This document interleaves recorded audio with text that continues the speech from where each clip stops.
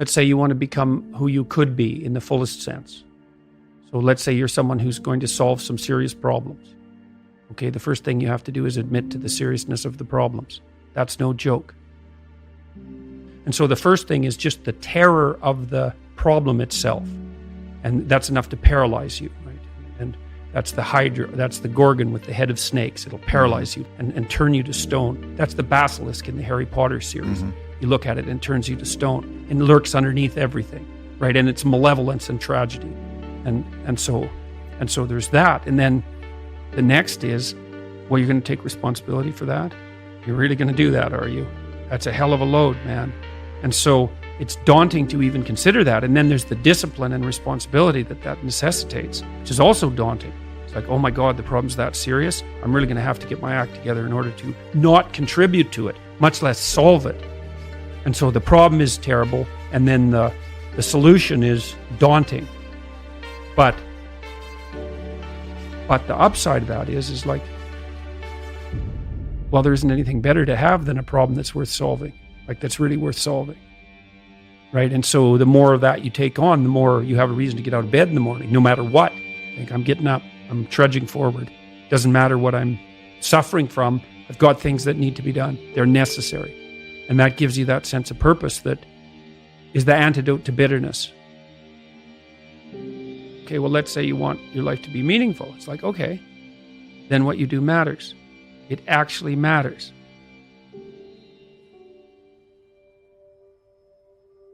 So that's an interesting thing. Well, so let's say you go over your past with a fine-tooth comb and you decide you're going to take responsibility for everything that you did that was wrong and everything that you failed to do that you could have done that was right.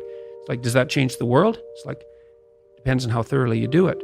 You might say it changes the world like nothing else possibly can. And I think that that's actually right. You have to allow yourself a certain latitude for error. And that's a useful thing to know too. One of the things I tell people when they're trying to develop a vision for their life or an implementable plan is make a bad plan. Like, make the best one you can, but don't get obsessive about it. It's like, make a plan, implement it. You'll figure out when you implement it why it's stupid. Exactly. And then you can fix it a little bit. Compare yourself to who you were yesterday and not to who someone else is today. The same basic idea, right, is that you have to get your markers for success right, because otherwise you can end up in the situation you described, which is that, like, there's always people out there who are doing far better than you on pretty much anything you want to imagine. And if all you're doing is seeing yourself in their reflected light, let's say, then it's going to be pretty damn dismal. But it's not a good comparison, because you shouldn't just compare. Well, first of all, there's danger in just comparing yourself to others, period, because they're not you, and God only knows what struggles they had to undertake to get to where they were, or what burdens they're currently carrying that you're not aware of. You just don't know any of that. But you can certainly contrast yourself with yourself, and that's a lot better. It is the only way. Well, it's also the only way of really measuring anything approximating proper improvement. You can actually tell when you're a little better than you were yesterday. Right. So, and you can actually do that. That's another thing that's so interesting about it, is that you can actually make yourself a little better in some way, pretty much, well, I don't know if it's at every moment, but you can certainly do it every day. It's funny. I mean, you know, obviously, if you have a problem and you think about it, you can think up a solution. And it's not obvious how you do that. You know, I mean, it's not like you know how you're manipulating your neurons or something. It happens of its own accord in some sense, like you can participate in it, I guess, and you can interfere with it, and it seems to take a certain amount of willpower, but it still all happens mysteriously behind the scenes. One of the things that I've been so, you know, there's lots of different ways to interpret the world, and you can maybe even make a case that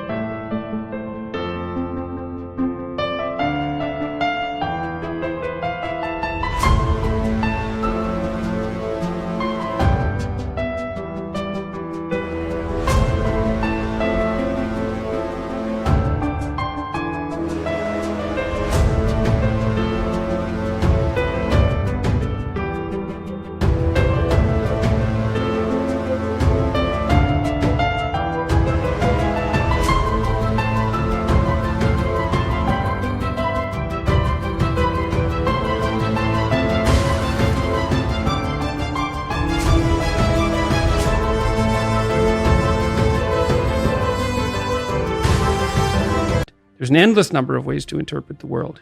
And the problem with that is that it kind of disorients you in terms of what you should be doing. But just because there's a very large number of ways to interpret the world doesn't mean there's a very large number of productive, meaningful, and sustainable ways to interpret the world. And one of the things you do have to do is figure out how you can conduct yourself today so that you don't upset the apple cart in a week or a month or a year. And so, what you do in some sense psychologically is you admit to yourself that your current frame of reference is faulty. Mm-hmm. And then you start opening the door to a different kind of thinking, which is more creative thinking. It's more lateral thinking. Saying, well, I'm wrong, but that's not necessarily a problem because I could be right if I thought some other way. Well, that's great. Often it works. Yeah. And there's almost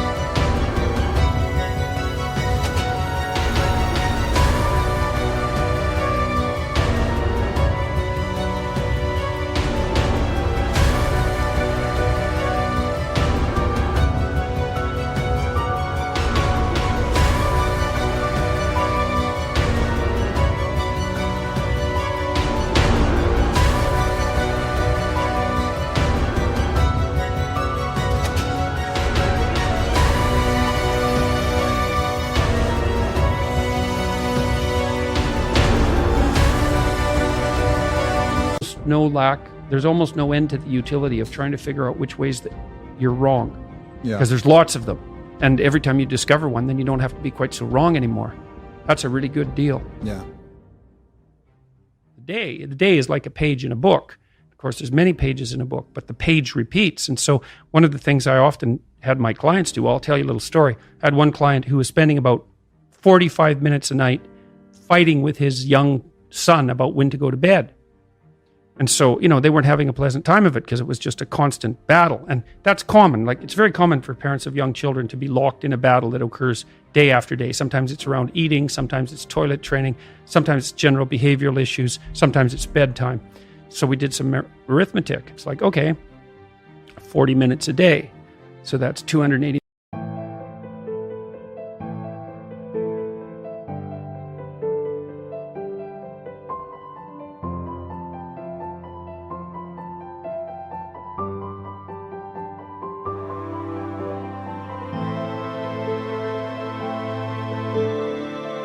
minutes a week, so that's, let's say, 5 hours. It's 20 hours a month. It's 240 hours in a year.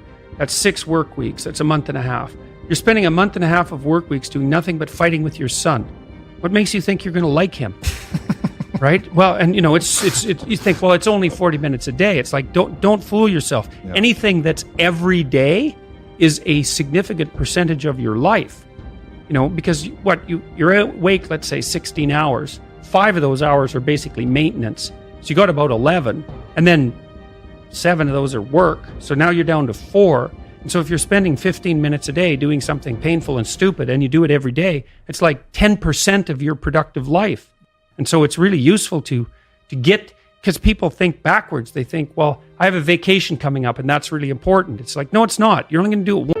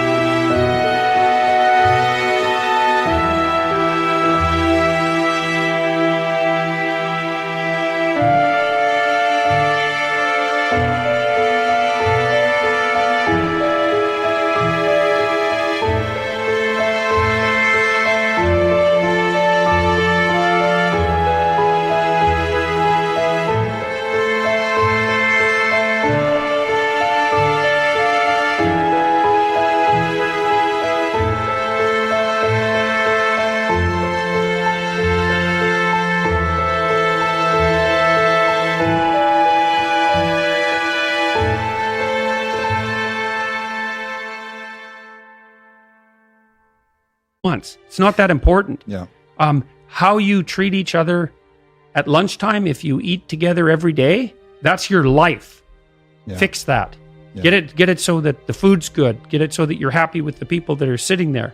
Fix that. It's like, poof, 10% of your life is fixed. Well, you admit that there's a problem first. And then you ask for the minimum necessary intervention, which would be, all right, well, I'd like to move forward on this, some small amount that someone like me could actually manage, and I'd be willing to carry it out. And then you reorient the way you're thinking as a consequence of that, and something usually pops out of the abyss to guide you. Yeah. It's very strange, but it's not really any stranger than the fact that we can think at all, because the fact that we can think is actually very strange. Step 1, wake up early, gonna rise with the sun. Step 2, get some food in you. Step 3, grow hard about what you want to be. Step 4, everybody just do your thing. Wake up, today's gonna be a good day. Wake up, today's gonna be a good day. Wake up, today's gonna be a good day. Wake up, today's gonna be a good day. Wake up, today's gonna be a good day. Wake up, today's gonna be a good day. Wake up, today's gonna be a good day. Wake up, today's gonna be a good day. Yo. Set your affirmations, aspirations. I got shit to do, the aftermath of preparation. Good food, good mood, blood in circulation. One step at a time, yeah, that's how you make it. Set a goal you control and the steps you take them. I try to pick one thought, have some concentration. And if I make a mistake, it's called education. I try to do this every day, call it replication. Wake up, today's gonna be a good day. Wake up, today's gonna be a good day. Wake up, today's gonna be a good day. Wake up, today's gonna be a good day. Wake up, today's gonna be a good day. Wake up, today's gonna be a good day. Wake up, today's gonna be a good day. Wake up, today's gonna be a good day. So life ain't easy, yo, I think there's a reason though. Ups and downs, just like every different season, yo. Sometimes I'm high, other times I'm barely breathing, though. I always gotta fight and hide from the demons, yo. Negative thoughts are poison, they rot. Head full of flies, so here come the clouds. They'll never stop unless I can swap all the bad for the good in my head when I'm lost. Yeah, so I'ma fake it till I make it. Positive thoughts are overtaken, I got patience. One day at a time is how you operate a cadence. Afloat, you grow, you show yourself a foundation. Stay away from all the shit that causes temptation. I know that I like to do it cause it's sensation. I live my life in my head like a narration. Don't expect greatness, do my best, man, I'll take it. Wake up, today's gonna be a good day. Wake up, today's gonna be a good day. Wake up, today's gonna be a good day. Wake up, today's gonna be a good day. Wake up, today's gonna be a good day. Wake up, today's gonna be a good day. Wake up, today's gonna be a good day. Wake up, today's gonna be a good day. Wake up, really gon' rise to the sun. Step 2, get some good, some food in you. Step 3, think real hard about what you wanna be. Step 4, everybody just do your thing. It's strange, like the fact that we can dream is strange, you know, and that's strange beyond belief that you can dream, and or that something in you dreams, which is a much better way of thinking about it because it's not like you're really in control of your dreams. Yeah. They just sort of happen.